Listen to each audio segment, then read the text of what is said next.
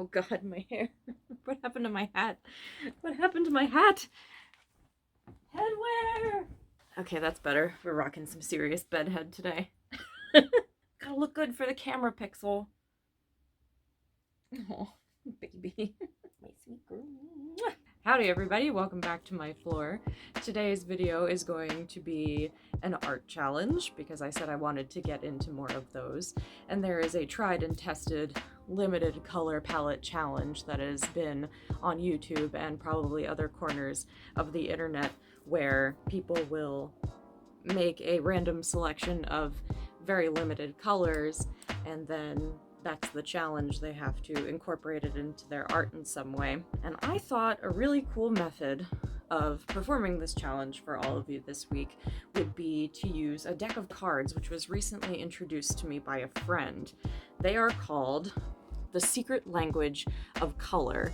And this deck is, I believe, intended on being kind of like a self-help tool, metaphysical, spiritual, sort of healing kind of thing.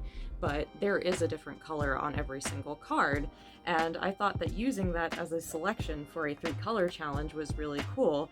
And I have to admit that I kind of borrowed this idea from my friend's 10-year-old, because she is a artist herself, and my friend was the one that informed me that it was her idea to use this as like a prompt to draw 3 colors at random. So I've decided to borrow her idea, and she has given me permission to do so. So I first want to start out by thanking her. Thank you, Luna, if you are watching this. I appreciate your young, innovative mind. Ah! These cards are so slippery. So I'm just gonna give these babies a good shuffle. Oh, wait, I remembered something that's kind of crucial. There are some colors in here that I don't think would be appropriate to use for an art challenge of this kind, and one of them isn't even a color at all. The first one I have to remove from the deck is called Brilliance, and there's already a white card in this deck, so because this is so vague and I have no idea what it means, I'm going to remove it from the deck, just to make things make a little bit more sense. There's another one. Aha, it's in the back. Because I feel this is kind of a cheat to keep this card in the deck for this challenge. Rainbow is a series of colors and not indicative of a limited color palette, so I'm going to remove this one as well. And then the rest of the cards in this deck are very familiar colors to all of us, so we're going to use the power of the shuffle. These cards are huge and slippery, and shuffling them is really chaotic. I'm gonna try it this way. Do it on camera. Ooh, love how smooth. That's so cool. Let's do it again.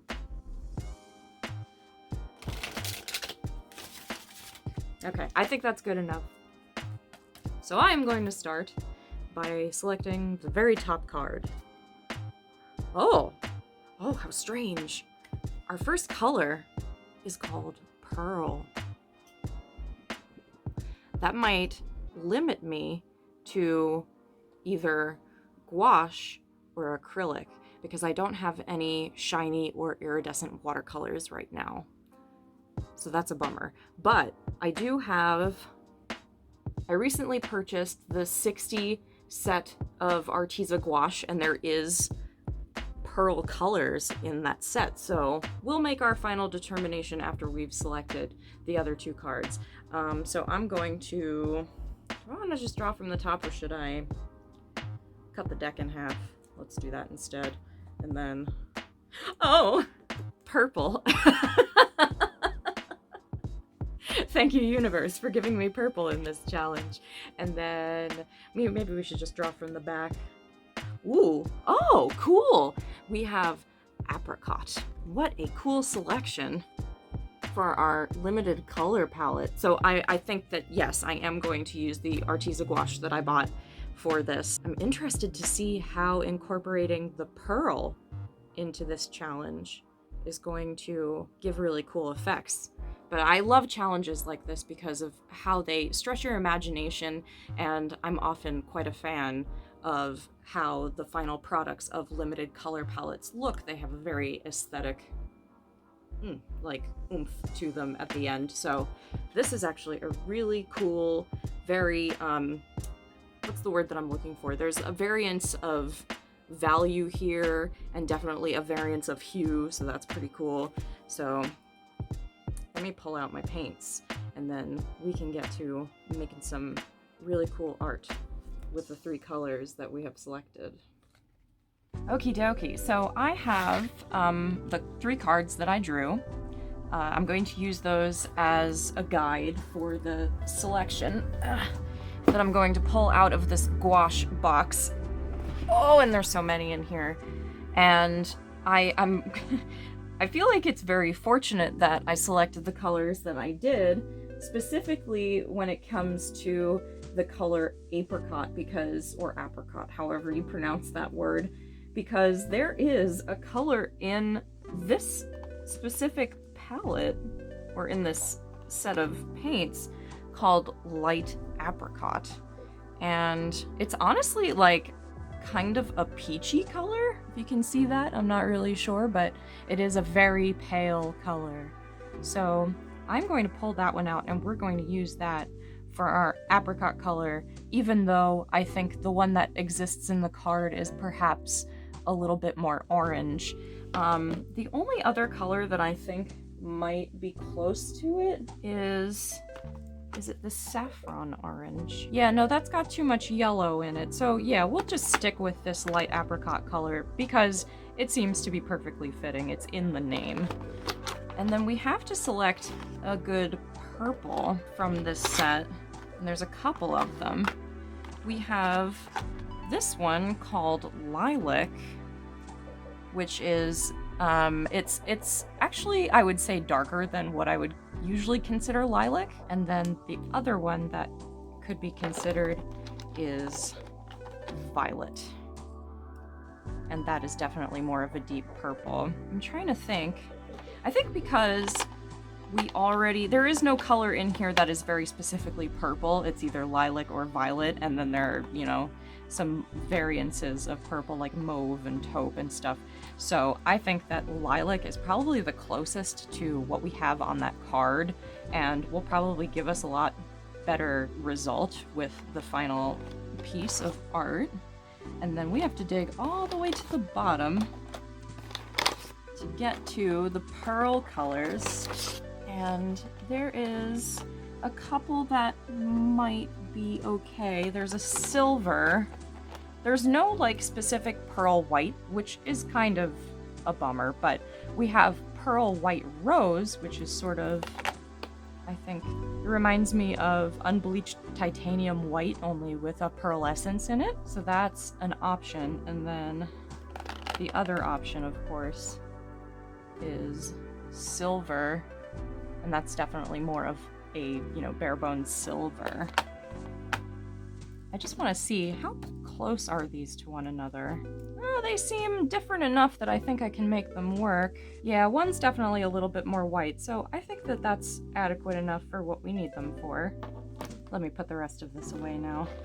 So I have my page, and I don't even have an idea of what I'm going to paint yet, but I am coming back. I'm going to paint on the opposite page to my Mia Watercolors Sweets on this side. I think I said this in a previous video, but I am trying to go through this watercolor sketchbook that I got for myself and paint on both sides of each sheet of paper, but I usually use this is like a cutout of like some cheapo watercolor paper that I have, and I just tape it to the other side so that I don't risk ruining the project that sits opposite to the one that I'm doing. Sheet Protect. So we've got our 3 colors. I'm gonna put these cards away now so no paint gets on them. And I've got my plate. This is where I usually mix my watercolors, but I just used it recently for this gouache set. So we gotta give it a little bit of a clean off before we get started. You're licking your lips a lot, are you okay? My poor baby, she's feeling so hairbally these days with the onset of spring. I almost stepped in her puke this morning. There's a nice big fat hairball in it for me to clean up. You feeling okay? My baby. The thing is, I have to figure out what I want to paint For those curious, I'm also using like a piece of wax paper on the underside of the page because there is a gouache painting on the other side of this, and I realized that when you wet the back of any of these pieces of paper, if there's gouache on the other side, it will kind of reactivate the paint and it will stick to the previous page. I almost had a full disaster where 2 of my paintings were ruined, but I think I managed to catch it in time, so that's a good thing. I'm glad that none of my previous artworks were ruined. I definitely look forward to getting a new watercolor sketchbook at some point, because this one is just, the paper is just not up to par. I didn't do my research properly before I bought it. I'm kind of disappointed because I was really suckered into buying it because it's a Moleskine book. That's my fault though. So I have this picture on my phone that I took. It's of some sort of skull. I'm gonna try to draw it. I don't actually know what kind of animal this comes from. I'd be interested in finding out. If you guys recognize the skull as I start painting it, do let me know. It was a picture that I took when my friend and I found this as we were hiking in the woods, and I'm gonna try to get the skull as accurate as possible, but I might do some like sweet naturey things around it that's a little bit prettier than just this kind of rock that it's sitting on in the reference picture. Skulls are really complex. I chose such a complicated picture for myself. So many sharp, pointy bits. And then there's all sorts of texture, sort of like in this area. This shape sort of towards the back needs to be elongated. There we go. That looks a little bit better. Oh! Cat puke, I have mom duties. Hold on a moment. Okay, I'm back. Everything's right again.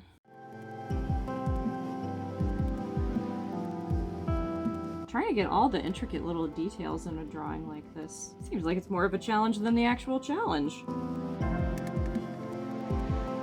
I want to like stick it on a rock the way that it is in the picture, but I kind of want to make it a little bit smaller. Rocks can be kind of irregularly shaped, right? We don't have to like worry too much about that. I also want to draw some like pretty foliage and maybe some flowers. I kind of want to incorporate some daisies because they're white flowers. That could help us get some lighter values.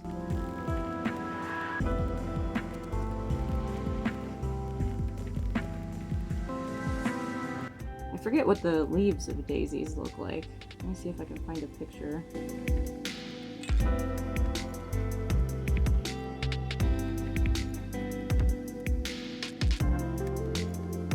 think I also like the idea of incorporating some ferns. Let's find a good one.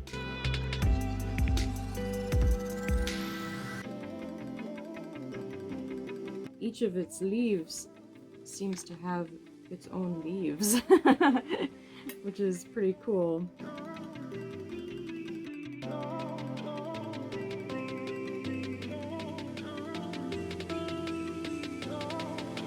There we go, there's one.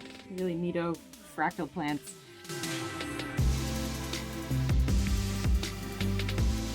Now, I would say that's pretty good as a reference. And let me make the outline of my rock here a little bit more pronounced so that I can still see it when we start painting. How much of this can y'all even see? Okay, so I am now putting out my paints. I'm gonna take a proper look at them on my mixing plate here, and then I'm just gonna dive right in. I'm interested to see what this pearl white rose color is actually going to do, because if I have to mix it with the other colors, they're gonna turn out slightly pearlescent. And I'm just gonna dive right in, since the skull is white. It's kind of where we have to start. This color's so pretty, oh my goodness. Ooh, shiny. And I do feel as if for this piece I'm probably gonna go silent a lot, so as long as you guys don't mind, we're probably gonna switch into time-lapse mode right about now. So I'll see you in a little bit once time slows down again.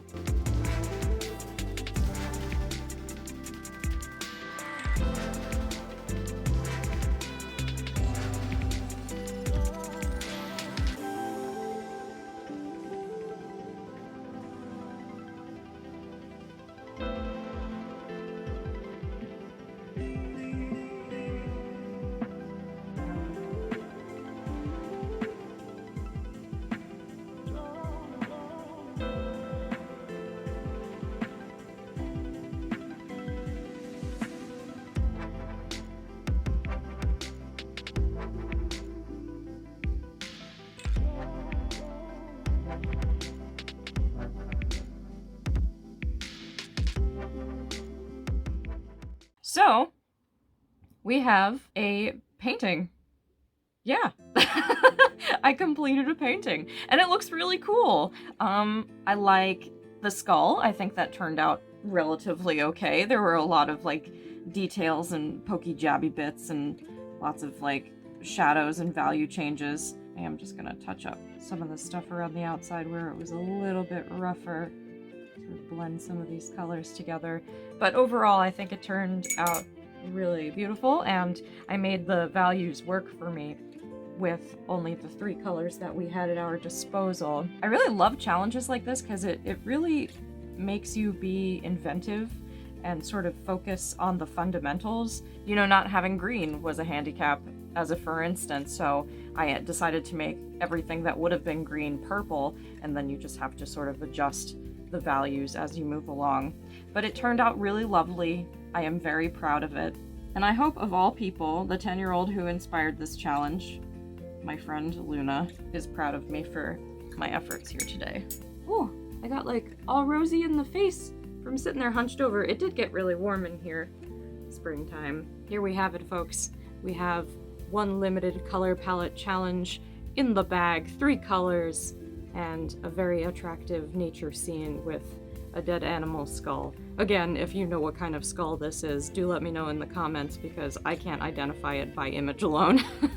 It was just something that I sort of found. I'm really proud of this painting. I didn't paint over all of my pencil lines, so it does look a tad sloppy, but I'm giving myself a pass because that wasn't really part of the challenge, and frankly, it's okay to be a little bit loosey-goosey when you're just working in your sketchbook. I'm gonna let this sit out to dry. I think it's time for me to go sit in the dark bedroom in front of a fan with a lot of water that I'm going to drink so that I can cool off. And I think that means that that is the end of this video. If you enjoyed yourself the way that I did this week, please give me a thumbs up, hit that subscribe button, click that notification bell. Do it! I believe in you, YouTube audience. I will see you next week for our next art video, and until then, ciao everyone.